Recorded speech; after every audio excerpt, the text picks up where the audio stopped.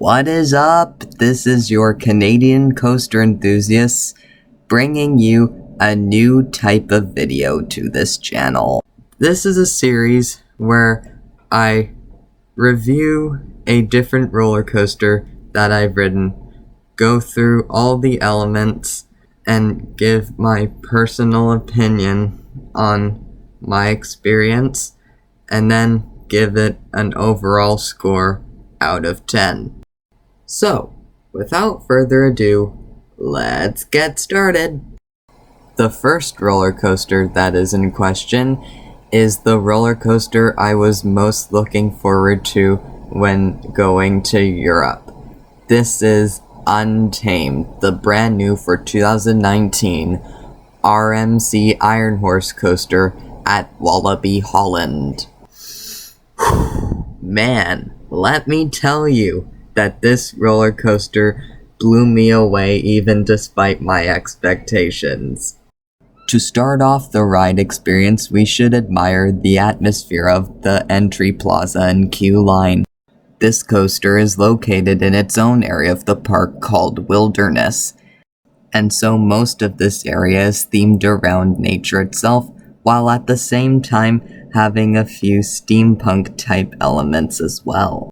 When you walk into the entry plaza, you see the ride's name spelt in giant letters, along with a water fountain off to the side. There's wood fencing and structures as you walk through the queue line, and then you get to the station. Inside the station, there's green foliage, there's dim lighting, and then you board your train and begin your ride.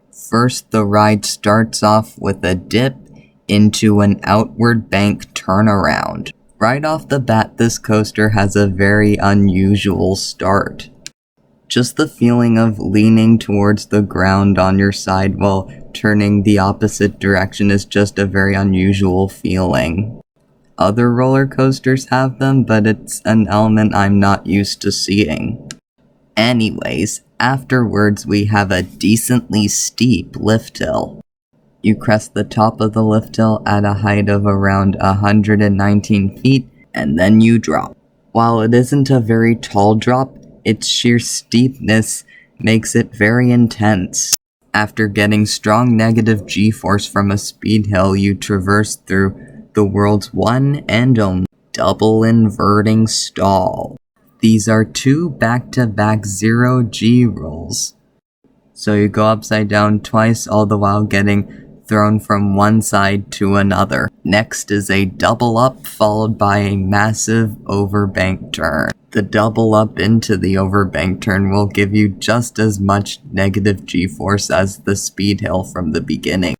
It's clear to coaster enthusiasts that Rocky Mountain Construction loves their negative G-forces. Next is a large camelback hill, followed by a forceful off-axis camelback. So that's two more strong moments of ejector airtime. So here you'll really be popping out of your seat. After that, we have our third inversion, which is a step-up underflip. In this element, the train flips and then curves its way out of the inversion. Next is a 97-degree beyond vertical outward bank, followed by a double up, which then doubles down.